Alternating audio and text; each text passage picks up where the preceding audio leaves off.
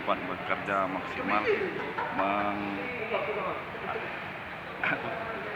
dapat memenuhi target yang diinginkan para supporter dan masyarakat Sumsel untuk membawa Sriwijaya FC kembali ke Liga 1. Dukung penuh kinerja manajemen yang baru selama demi kebaikan Sriwijaya FC.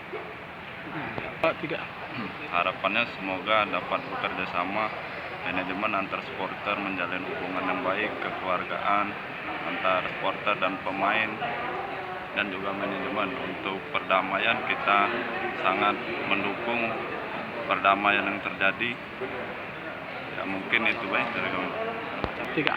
Sering diajak komunikasi bareng, dilibatkan. Harapannya ya untuk liga yang berlangsungan mungkin tanpa penonton, mungkin sering diundang duduk bersama untuk seluruh pengurus untuk menjalin komunikasi dan edukasi supaya supporter tidak hadir langsung ke stadion.